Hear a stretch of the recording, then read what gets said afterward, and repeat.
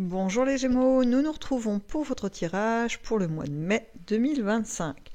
J'ai choisi de faire ce tirage sous le format du grand tableau avec un jeu de Mademoiselle Lenormand, dont je vais vous présenter la boîte de jeu pour ceux que ça intéresse. Il s'agit du Mademoiselle Lenormand de Gabriel Sanchez. Voilà. Alors, je vous fais un petit résumé de comment se déroule ce tirage pour qu'on puisse suivre un petit peu le déroulement tous ensemble. La ligne principale par laquelle je vais commencer indique vraiment les événements, la tendance, l'énergie qui va vous parcourir pendant ce mois ou vous accompagner pendant ce mois. La carte centrale ici peut vous représenter plus particulièrement, elle peut être comme un peu, vous savez, la clé de voûte, ce qui va vraiment piloter cette période. Ici en haut, on a un peu plus de précision sur le domaine de votre cercle proche, donc vos relations amoureuses, affectives, familiales. Ici, on a l'aspect financier, professionnel ou des activités. Ces deux petits tas qu'il nous reste, donc par lesquels je vais finir, représentent une projection. Donc une fois que tout ça, ça s'est déroulé, ou une partie, peu importe, hein, ça va être en fonction de si ça vous concerne ou pas, c'est la suite. Voilà, c'est la suite des événements. Ça peut s'étaler soit sur les mois qui vont suivre, ou bien des fois on m'emmène un peu plus loin en termes même d'années. C'est toujours la surprise pour moi, je ne sais pas, je ne connais pas les messages à l'avance. Pour vous dire, donc j'ai fait la mise en place, en parlant de préparer à l'avance, j'ai préparé effectivement la mise en place de ce jeu parce que ça prend un peu de temps à installer. Il faut étaler tout le jeu de Mademoiselle Lenormand, en prélever certaines cartes pour pouvoir avoir cette disposition finale. Voilà, allez, on découvre le jeu à présent pour vous les Gémeaux sur cette période du mois de mai. Alors, vous voyez, même pour dévoiler les cartes, ça prend un petit peu plus de temps que ma méthode habituelle. Mais bon, c'est pas non plus une éternité. Hein. Faut dire que là, je ne fais pas en mode ultra speed. Parce que sinon, je risque de faire des catastrophes. De renverser le pied, le trépied, le micro, tout ça, ça va être le bazar. Donc vaut mieux, voilà, que je prenne mon temps, je fasse ça correctement. Bon, on vient à vous quand même les Gémeaux, j'arrête de m'éparpiller. Pour vous les Gémeaux, c'est une notion de récolte qui va se produire sur ce mois de mai. Une envie c'est même pas une envie en fait, c'est vraiment les événements qui viennent récompenser probablement des efforts, des choix que vous avez faits, peut-être plus ou moins compliqués. Hein, parce que là, ce que je ressens, ça apparaît pas vraiment dans la ligne, mais j'ai une notion de renoncement. Peut-être que certains ont dû renoncer peut-être à un confort de vie ou à des temps de repos, des choses comme ça, pour pouvoir mener à bien les avancées dans leur vie, leurs projets, leur envie de changement. Et là, sur ce mois de mai, ce qui va dominer, c'est quand même voilà, cette notion de récolte. On récupère ce qu'on a semé. Donc c'est plutôt très agréable parce qu'on arrive quand même dans la continuité de la ligne, du changement, des instants de bonheur. On est sur une très belle énergie. Et en finalité de cette ligne, on a une nouvelle envie de renouveau. Alors, une nouvelle envie de renouveau, ça fait un peu bizarre comme formulation, j'avoue. Mais c'est l'idée, c'est-à-dire qu'il y a eu une première impulsion pour avoir des changements, des améliorations, un mieux-être, etc. Et là, vous avez fait ce qu'il fallait, entre guillemets, pour l'obtenir. Et au mois de mai, ça se décante. On me dit qu'il y en a même qui vont avoir des résultats sur le mois de juin. Ça continue peut-être à produire quelque chose que vous avez fait. Et il y a la récolte qui se poursuit. Voilà. Et par la suite, une fois vous avez pu avoir un retour très positif de ce que vous avez produit, il y a une nouvelle idée, une nouvelle envie, un nouvel élan pour modifier encore quelque chose dans votre vie, dans votre façon d'être, dans peut-être la vision que vous avez du monde, de votre vie, pour aller encore plus loin ou encore d'une manière différente, pour aller explorer encore autre chose. J'essaie de trouver des illustrations depuis tout à l'heure, hein, pour un peu étayer mon propos et en tout cas le rendre peut-être un peu plus compréhensible. J'ai un peu de mal à trouver des exemples, hein, je vous le dis. On me donne juste les messages comme ça, alors que d'habitude c'est cool, on me donne des images, je peux expliquer tout ça. Et là c'est un peu comme une flèche qui va directement à la cible. On me dit, enfin voilà, on me donne l'info, vrash, et c'est tout. Donc, je ne sais pas, les Gémeaux, c'est quoi ce traitement qu'on vous fait? Attendez, je vais quand même essayer de trouver un truc pour illustrer un peu tout ça, parce que là, c'est un peu nébuleux. Euh, Bon, par exemple, voilà, j'essaie d'évoluer dans mon emploi, donc je fais une formation pour monter en compétences, peut-être avoir des notions de management, ou je sais pas, moi, pour être RH, etc., ou position de responsable, je ne sais pas, voilà, une promotion, on va dire. Je fais cette formation, elle m'oblige à me déplacer, à renoncer à des temps de pause que je pouvais avoir le week-end parce qu'il faut que je potasse un petit peu, que je révise, etc. Enfin, il faut que je prenne, enfin, je fasse de ces nouvelles notions un savoir que je possède vraiment bien. Donc je fais tout ça. Et au final, je peux du coup prétendre à un poste qui se libère dans ma boîte, ou en tout cas on me donne une opportunité de montrer, de faire mes preuves. Voilà, ça se passe bien. Donc là j'ai ma récolte, vous voyez, j'ai fait mes efforts, j'ai renoncé à certains trucs, je récolte quand même quelque chose de sympathique avec tout ça. J'occupe donc un nouveau poste, en tout cas des nouvelles fonctions, on me donne des nouvelles tâches à accomplir qui sont en adéquation avec mon augmentation de compétences. Et là, je me dis, au bout d'un moment, pourquoi est-ce que soit je ne vise pas plus haut, voilà, pourquoi ne pas, je sais pas moi, passer un diplôme pour officialiser la chose et du coup prétendre à un autre poste encore plus important, en tout cas qui vous fait envie, ou bien je peux même aller plus loin en me disant, bon bah au final je me rends compte que je suis très capable de faire tout ça. Est-ce que ça serait pas opportun d'être mon propre patron, de faire ma propre entreprise, etc. Parce que pour gérer ma propre équipe, puisque je suis capable, en fait, j'arrive à faire tout ça.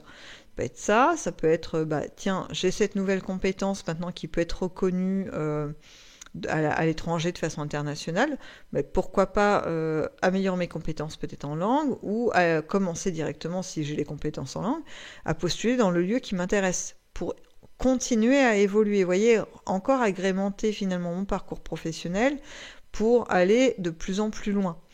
Toujours dans l'idée d'arriver à quelque chose de plus épanouissant pour vous. Voilà. Bon, illustration un peu longue, mais, mais qui pour le coup, là, elle est raccord avec ce que je racontais au début. Voilà l'idée. Alors ça va être le cheminement peut-être de réflexion que vous pouvez avoir pendant ce mois de mai. On peut l'appliquer. Bon, moi, je me suis pris voilà, dans le domaine professionnel, mais ça peut être dans d'autres domaines. Ça peut être votre santé, ça peut être votre domaine affectif, ça peut être tout simplement vos finances, vos biens, ça peut être dans votre famille. Enfin voilà, on peut avoir mis en place des choses et ça fonctionne et se dire bah pourquoi pas aller plus loin. Voilà, c'est l'idée. Allez, on avance. On va voir si on a des infos supplémentaires sur justement le domaine de votre cercle proche. On y va. Je les dispose ainsi parce que je sais qu'il y a un reflet un peu sur le haut et je préfère que vous voyez mieux les cartes. Voilà. Là, c'est plutôt très satisfaisant aussi, hein. J'ai un bel esprit de famille, un épanouissement même de votre part avec un retour de jovialité, quelque chose de très léger. Euh, un peu comme on retrouve un peu un état d'esprit d'enfant, on a envie de s'amuser, d'être ouais, de faire des blagues, des choses. Vous voyez, un état d'esprit très juvénile, c'est marrant parce que c'est vraiment comme ça qu'on me le montre. Et il y a même un état d'esprit un peu aventurier. Vous voyez, on veut faire des trucs, des nouvelles expériences, mais c'est très dynamique. C'est pas foufou, on fait n'importe quoi pour chercher des sensations fortes. C'est plus on renoue effectivement avec cette simplicité de moments joyeux, des choses qui ne demandent pas une mise en place de plusieurs jours, de plusieurs mois, ou alors des fonds, un budget incroyable pour réaliser le truc. Des plaisirs simples, mais tellement agréable. C'est très, très vivant ça, hein. Là, ce domaine-là, il est très pétillant. Euh, j'ai aussi un côté, mais c'est toujours en lien, c'est marrant, assez, en tout cas, moi, ça me fait sourire, hein, assez, comment, narquois, hein, d'espièglerie pour aller taquiner soit votre partenaire actuel, soit lors de vos rencontres. Il y a un côté comme ça. En même temps, vous prenez les choses au sérieux, hein, on n'est pas, voilà, c'est pas ce que je veux dire, mais il y a une légèreté, une joie de vivre qui va être inhérente dans ces échanges-là. C'est vous qui l'amenez. Euh, c'est, c'est, euh, c'est vraiment très précieux parce que ça amène comme une forme de garantie de réussite aussi à ce niveau-là, parce que c'est le genre d'énergie qui est hyper contagieuse, hein. Quand quelqu'un à le sourire, effectivement, c'est difficile de lui faire la tête, en tout cas longtemps. C'est très communicatif, hein, le sourire et le rire, hein. Donc voilà, je pense que vous allez vraiment vivre des moments comme ça sur votre mois de mai, ce qui va garantir de très très belles relations et des échanges. Euh, on m'en donne pas plus, on m'explique pas plus de détails, mais je peux l'appliquer cette énergie comme ça un petit peu, je veux dire enfantine comme ça, dans les trois domaines amical, familial, amoureux. C'est l'état d'esprit que vous allez avoir, un peu joueur. Excellent. Allez, on va dans le domaine professionnel des activités et puis du coup peut-être des finances. Je dis peut-être parce que les finances elles sortent pas tout le temps. Hop, qu'est-ce qu'on me donne?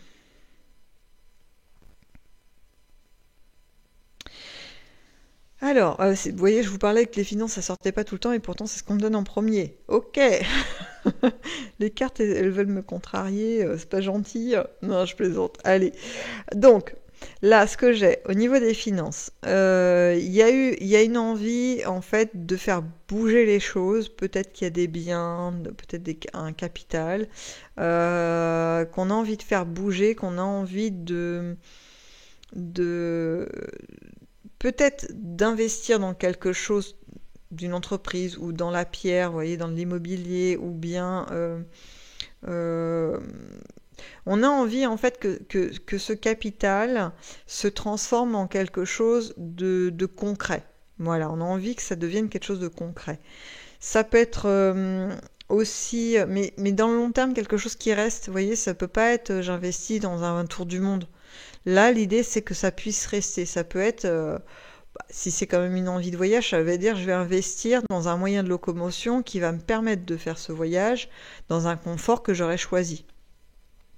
Euh, bon, je vois plus quand même, hein, pour pas vous le cacher, quelque chose de vraiment durable, hein, d'implanté. Euh, c'est marrant parce que du coup, en disant ça, on montre par exemple quelqu'un qui va acheter un terrain, enfin une parcelle de forêt. Voilà, un truc qui dure. C'est pas forcément pour y habiter, mais c'est parce que à un moment donné, on a un désir d'obtenir ce type de bien. Et il y a ça. Donc quelque chose qui dure. Euh, et alors c'est rigolo parce que j'ai un mouvement inverse qui va être de transformer des biens qu'on a depuis longtemps en, voilà, en liquidité pour pouvoir les réinvestir tout de suite dans quelque chose d'aussi durable en fait. Mais d'anciennes choses qu'on possède qui, vous avez plus envie de vous investir dedans, ou alors vous avez peur que ça dévalue, et du coup hop, vous faites le switch, vous allez vers vous le liquidez, et avec les nouvelles liquidités vous investissez dans autre chose, mais toujours dans du durable. On n'est pas sur vous voyez, des coups de poker, tiens je tente de boursicoter ou de faire je sais pas quoi sur une nouvelle valeur ou un truc voilà qui vient de sortir et qui tout double. Vous voyez, j'ai pas du tout un esprit comme ça de on verra bien dans quel sens le vent va pousser tout ça. Là, on est plutôt sur une décision réfléchie. On est dans l'action quand même. Je vois du mouvement, hein, c'est beaucoup ça. Euh, avec des prises de risque minimes, il y en a, parce qu'un investissement reste quand même, voilà, il y a quand même une forme de petite prise de risque. Mais là, c'est minime, c'est vraiment bien calculé, hein. C'est dans la balance, vous savez, bénéfice-risque, là, vous avez bien dosé le truc, hein. Donc c'est pas mal du tout. Bon, après, est-ce que j'ai autre chose comme info? Je retrouve un peu la même tendance au niveau professionnel, vous voyez, une évolution qu'on recherche mais progressive. On n'est pas dans une volonté de transformation radicale du jour au lendemain. Même s'il s'agit d'une reconversion, on prend le temps de se former pour y aller. Il y a l'idée vraiment de posséder la chose, de l'intégrer vraiment en nous, ce nouvel événement, cette nouvelle avancée, mais progressivement. Voilà. On est plutôt là-dedans. Vous voyez, par exemple, ça pourrait être des gens qui reprennent des études. Voilà, ils refont un cursus, ils savent que ça va durer 1 an, 2 ans, peut-être même 3. Mais on sait que c'est pour obtenir quelque chose qui va être plus que fructueux par la suite et surtout qui va tenir, qui va avoir vraiment un poids dans la suite de mon parcours professionnel, par exemple. Qu'est-ce qu'on a d'autre? Est-ce que j'ai autre chose sur cette ligne? C'est à peu près tout. J'étais en train de voir si au niveau des activités qui ne sont pas forcément rémunérées, on a quelque chose. C'est un peu le même topo, c'est-à-dire que on est dans un mouvement, mais là, c'est pas pressé. On a peut-être envie de changement, mais on tâtonne, on réfléchit, on prend le temps. Il n'y a pas d'urgence, en fait, à réaliser les choses. On mesure, en fait, ce qu'il va falloir peut-être dépenser en termes d'énergie, de finances, etc. pour réaliser cette activité et le bien-être que ça va nous procurer. Voilà, on est vraiment dans, voilà, je le fais, peut-être pas ça, peut-être ça, et dans un état de réflexion plutôt à ce niveau-là. Allez, on enchaîne avec les petits messages du bas, c'est parti.